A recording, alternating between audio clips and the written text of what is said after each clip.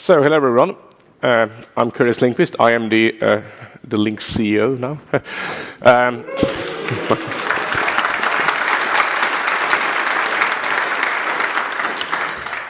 Thank you. I had a bit of a cold, and the good news about that is that I'll probably speak slower than I usually do, so you might actually have a chance of following it. I heard some boo about the slow part. Anyway, I'm going to talk a little bit about some of the growth numbers. I'm going to talk a little bit. I get Malcolm Holt to come join me and talk about the finances. Jen's going to talk a little bit about the products, as Richard promised, and then I'm going to walk you through the results of, or the highlights of the membership survey that you all done. But first, a little bit about growth. In the last quarter, we have had actually 85, because we just got a new application this morning, applications since the start of the year. So 21 in the quarter, which is on track with what we had budgeted and forecasted, so that's very good news. We're also seen, as you heard from Richard, had a tremendous growth in number of ports. 187 100 gig ports connected at the moment. 21 in the quarter. We actually have 23 in provisioning because we got 3 more since Friday when I made the slide. I don't know the answer to Mark's question, but I find it. But I just wanted to address that this is not just CDNs ordering ports. It's actually across the spectrum. It's both UK, non-UK, access, content. It is a mix of ports, and it's also across a mix of sites, which is also quite positive. It's not just in London. We also in the quarter exceeded 1,010 gig ports, so although we're seeing this take up in 100 gig ports, and we had expected that maybe there would be a stagnation, even slowdown in 10 gig ports, that doesn't seem to have happened, which is also quite interesting, quite good news. And we exceeded 29 terabit of edge capacity. I forgot the number of how much capacity we connected in the last quarter, but it's been, I think it's close to 2 terabit. It was 1.5 terabit. It's been quite a remarkable growth in this quarter. So we've been keeping very, very busy at that. This growth has also continued in terms of members across all the regional IXs we have. Cardiff is probably the one that had the slowest growth so far, but we're still seeing a lot of growth in Manchester and the other locations. We'll come back to Cardiff a bit later with the second site there. But we're quite happy with that. We've seen the first members connect in JEDIX as well, which is good news. And there's quite a bit of interest for that as well.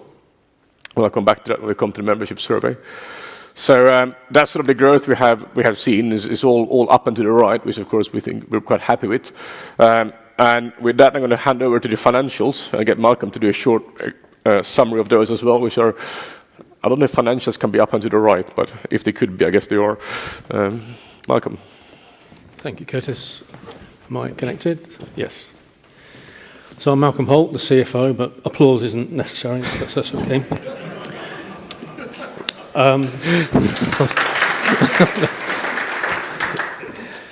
So that's a summary of where we are, which is very good. We're doing a lot better than budget.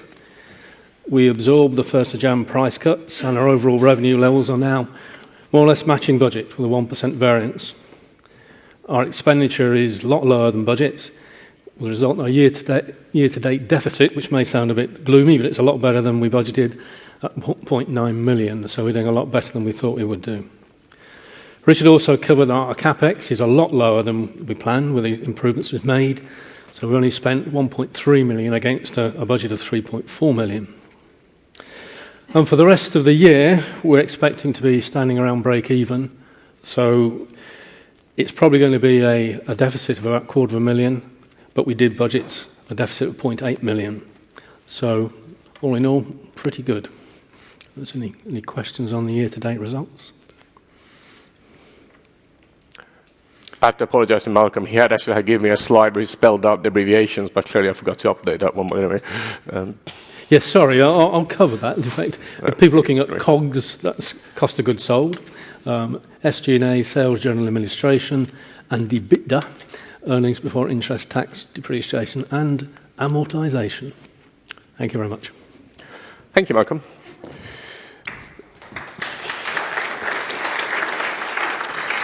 Malcolm will come back and present the budget later today as well.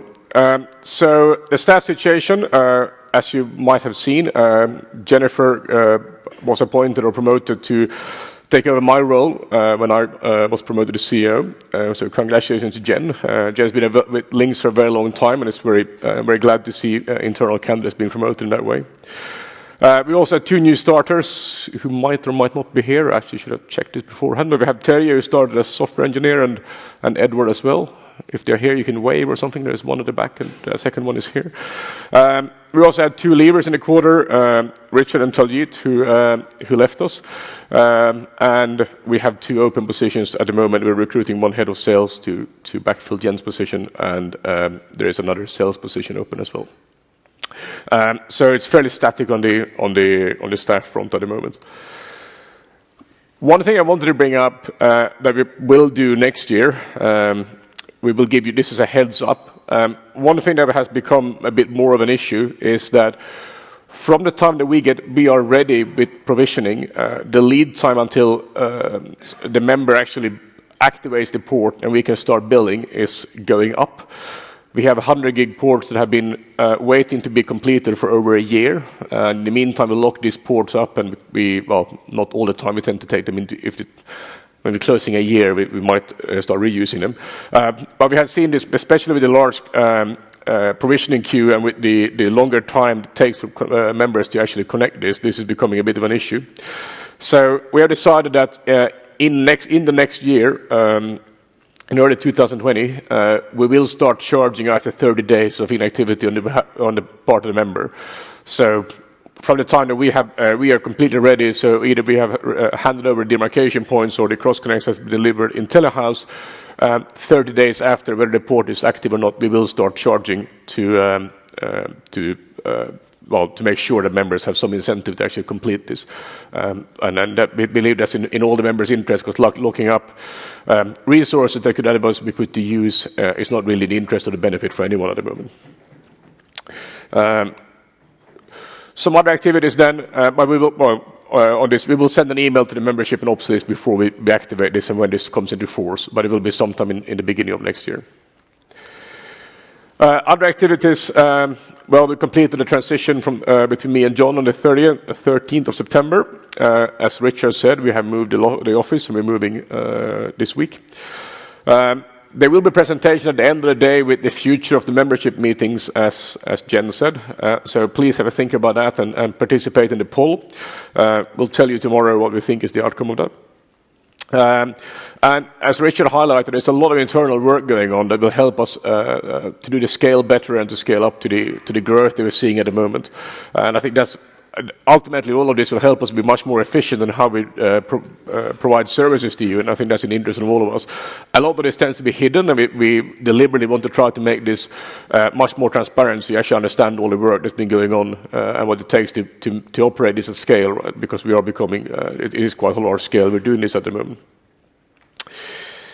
And with that, if you had any questions on this first part of the presentation, maybe I'll take them now, and then I'm going to hand over to Jen. Nope. Okay. Jen. Thank you. Just a couple of slides here.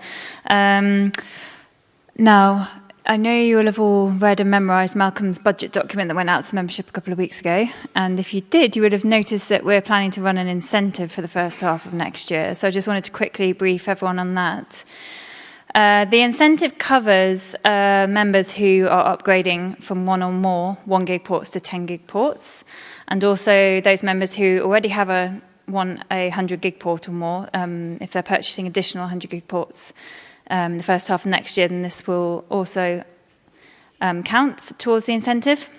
So orders received between the 1st of January and the 30th of June will qualify. So we're running the incentive for the first 6 months. Our order forms will have an opt-in option for this incentive. So if you want to take advantage of it, then you will need to check the opt-in box for that. So the idea is that these ports will qualify for 6 months free. The 6 months clock starts ticking once we have handed over your demarcs, or if it's in a telehouse site, once we've handed over the cabling to you, that's when the 6 months free ports start. And there is a 12-month minimum contract on these ports. So if you don't want to sign up for 12 months, then don't opt into this incentive program because you'll be tied into 12 months. If you've got any questions about that, obviously ask me now or speak to the staff in the coffee break. Any questions on that one? Nope. Cool. And then my second one is just about products. Obviously, Richard spoke about this earlier. I don't have loads more to say. Everyone kept saying Jen's going to say loads more later. But obviously this came up a couple of weeks ago after we sent out the budget document. So with the bidioptics Richard spoke about, we believe these can be introduced in London probably towards the middle of next year. I know that it can seem quite straightforward from a technical point of view, but we have a lot of internal prioritisation we need to do with other work that's already planned. But thank you very much for the feedback we've had from that. And I can't stress any more than Richard has, and everyone will. If you've got feedback for us or you've got demand for products, please let us know. We're not mind readers. We can't magic products up that we think people are going to order. So please let us know if you're interested in certain products. We'll give you firmer updates on that in the February meeting, because obviously this was a couple of weeks ago, came back into the attention of us, so we're just trying to work through a few bits with that. Similarly with the 40 gig, trying to offer that on LUN 1, LUN 2, and Richard explained earlier there are some sites where this won't be possible straight away, so we're just trying to work through that. And we need to do a bit of work on the costings, the demand, and the pricing for the hardware and all the rest of it. Again, more details to come at LINX108. But I did want to let you guys know that the new site in Manchester is now taking orders. It's on our order forms now, and we had the first order last week, I think. So that's a great opportunity for Manchester to grow, offering alternative sites up there. So that should be live by the end of the year, and we'll be connecting the new members and the new orders up there. So if you've got any questions about any of those, please let us know. But we will have more details about the products for next year in February when we all come back together. That's about it. Okay. Any questions? Okay. Jay? Thank you very much.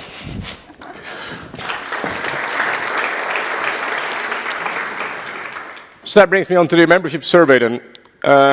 And we had a record participation, and this was actually I was very pleasantly surprised about the actual number of participants who took part in this. So thank you all very, very much for taking part in this. I think this is great for us. It gives us a lot of feedback and understanding of what the membership thinks and wants. So this is great value for us. Congratulations to Mike Port, who won the survey prize as well. And we actually had 355 members, unique members, take part in this, which is, as you can see, quite a jump from previous years. And that's fantastic news for us. So thank you again very much for taking part in this. This was almost 45% of the membership who sent feedback to us. So this is actually unique members, not unique responses. So that's really, really good. So from the questions we had introduced this year, we had a Net Promoter Score question, which isn't that bad. We, of course, would wish it to be higher. We always want it to be better, but it's quite interesting feedback for us to work on. Again, this is data that we haven't collected before, so it gives us some idea of where this stands. The number of members who think that LINX is doing a good job is pretty much the same. It's still a very high score. I don't know how high you can possibly get this. We of course, will strive to improve this year on year. That's our what we want to do. But if we break this down into the other questions, the more detailed questions we had about if we're doing better or worse, the vast majority seem to think that we're doing pretty much the same, but it's also quite a strong flavor for compared to other years, the things that we're doing better than other years, which is good too. Some of the data you will see in here, as I think we can see in the no opinion, is also will be different because there was such a larger participation rate in this survey than other years. One of the interesting things we had, we also have the free text forms, and you write them in, and I personally read all of the feedback. It was very interesting reading, and we had to digest this and go through it a bit more in detail. But and in a lot of the free text boxes, where a lot of feedback comes back to us on services and how we perform. In general, the LINX membership is, I think, quite happy with the services we perform and the matching of our services versus needs. There were a lot of ideas in there that we will work on and come back to you, and probably in the next LINX meeting we can address some of them that was brought up there, because there are still ideas of other services that you'd like us to provide, and we have to go look at that. Some other observations from the survey. Half of the survey responses came from the UK.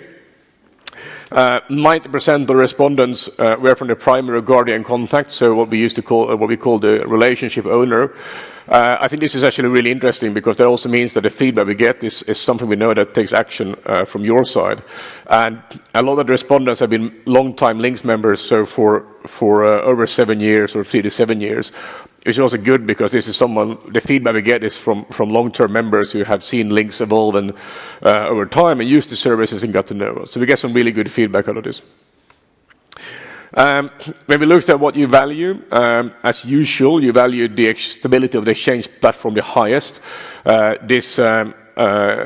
actually gave us an even higher score on stability than other years, so we're now at 908 versus 892. Again, I think this is a very, very high score. This is actually not the latest slide deck, I can tell, but okay. Because I actually changed the other bullet point to rank them in the order of which one of all the 4 options you had, and value for money and easy to do business with were shared last place, and stability exchange platform and membership relationship were the higher ones.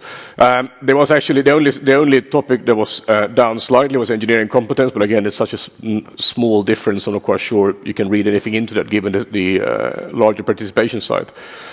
And the member relations and the NOC got really high score on this as well, which is great news for us, and we're really glad that you value them. One of the really interesting things was that we asked you for which exchange point or the regional exchanges you're interested in peering in, and with how much capacity and with what confidence level. And this is not a ranking. I took out Lone 1 because Lone 1 was number 1. But this is that in terms of number of members who are looking at this, Nova and JediX were pretty much shared the first place in the most interest in peering there. But if you look at capacity, JediX was actually number 1, which is a little bit interesting. So there's clearly, and all the, there's not very much difference between some of them, but there seems to be quite a lot of interest in the regional exchanges in general, which is great news and really, really positive. So we're seeing a lot of interest in that, and we'll go follow that up as well. So the satisfaction across the board was the same. Cardiff actually had a drop, which we'll try to work on with the second side. But generally, the satisfaction level was the same year on year, almost identical across them, which is all quite high. So some takeaway from then is that I think there's across the board a very, very positive feedback, and we scored higher than we have done other years, although maybe not statistically significant. When you rank us compared to other services, you also rate us very high, which we're very happy about. There are clearly areas in here that we could do better on and we want to do better on. And as I said, in a lot of the written feedback in the free text forums, the ideas you have about services and where you think we could do things, new things, other things, or different things, we'll try and follow up on those, as we've seen from Jen and Richard bringing these up as well. And we'll come back with them. But that was sort of the highlights out of this, out of the membership survey. Any questions?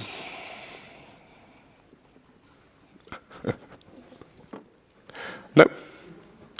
Okay, and with that, I hand back to Jen. Thank you.